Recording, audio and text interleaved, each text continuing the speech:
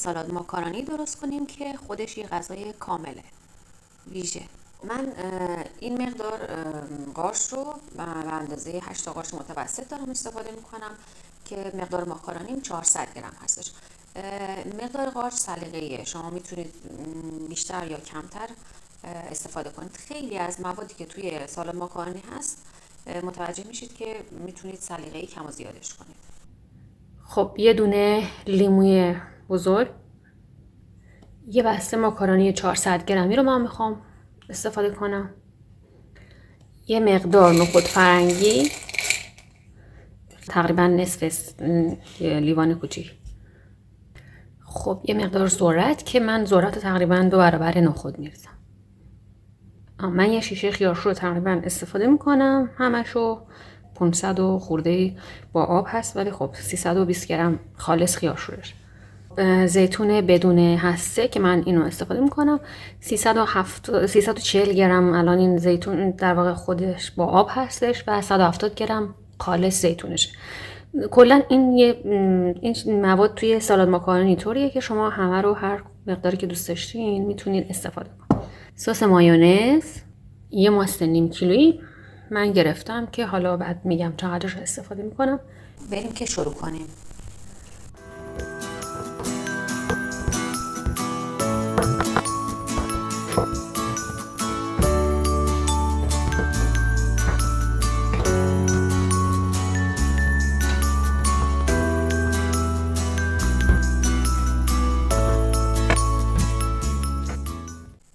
خب اینم از قارچ. ما این رو میذاریم رو حرارت زیاد. چرا حرارت زیاد؟ چون اگه حرارت ملایم باشه قارچ زیادی آب پس میده و زیادی له میشه. و اینکه یه لیمو هم استفاده میکنم من که یه لیمو رو میریزم روی این آب لیمو رو روش میریزیم و در واقع بعدم من خود اون تیکه لیمویی که آبش رو روی این استفاده کردم خودش هم تیکه تیکه میکنم و میذارم داخل قارچ تا طعم بهتری بگیره.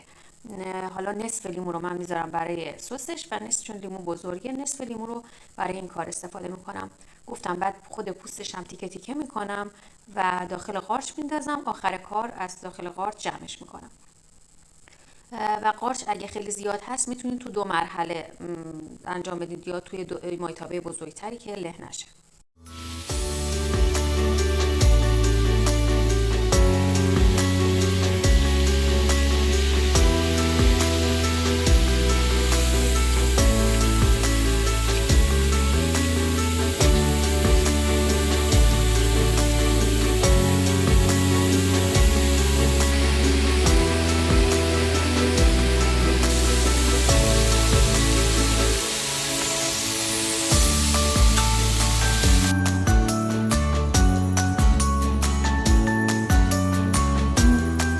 قارچمونه که میبینید به این شکل و حالا من این لیموها رو فقط دستش باید حتما جمع کنم.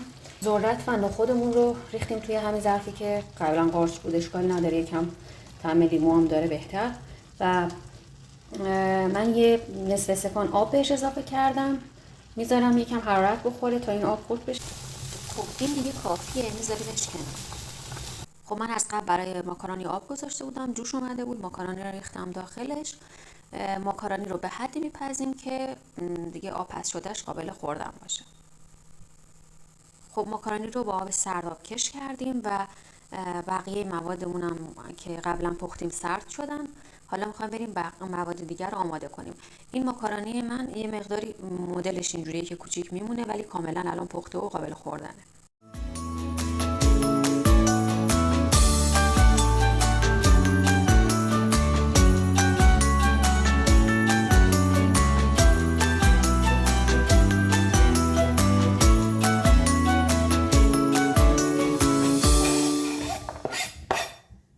خب خیارشور رو به هر شکلی که دوست دارید میتونید استفاده کنید.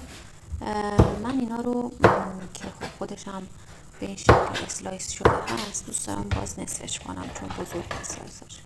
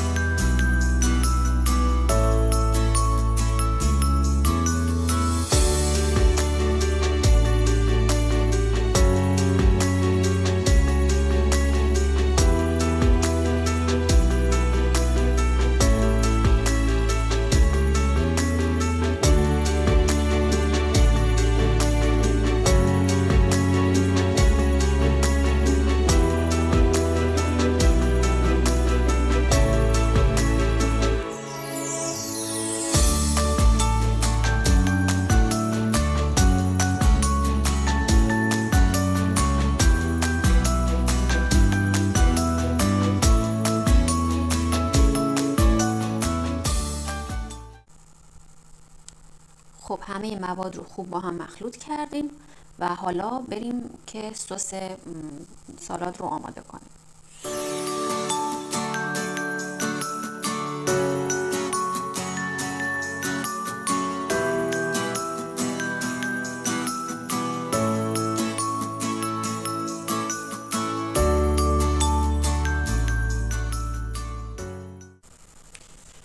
خب برای سس یه مقدار شکر استفاده میکنیم، تقریبا یک قاشق مرباخوری برای این مقدار کافی هستش. من این قاشق غذاخوریه ولی چون کوچیکه این مقدار میشه یه مقدار تقریبا یک قاشق مرباخوری که استفاده میکنم.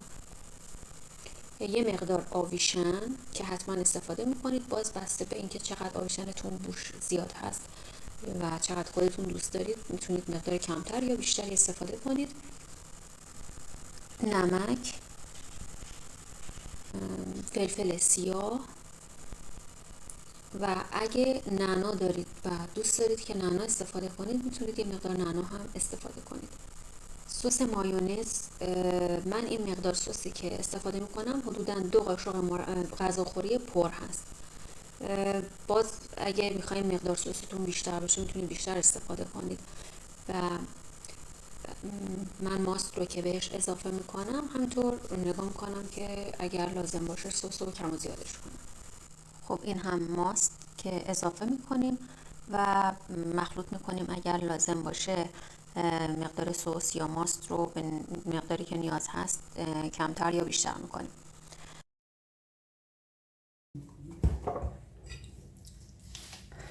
و مخلوطش میکنیم.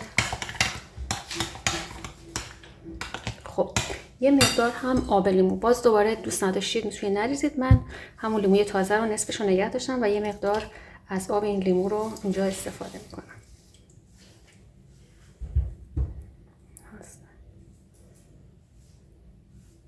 نوع سوسی که استفاده میکنی، یعنی منظورم اون برند سس و مقدار میزان چربی که اون سس داره و موادش خیلی مهمه که طعم این غذا رو طعم بهتر یا بدتری داشته باشه. پس حتما از یه سس مایونزی استفاده کنید که طعمش رو دوست دارید.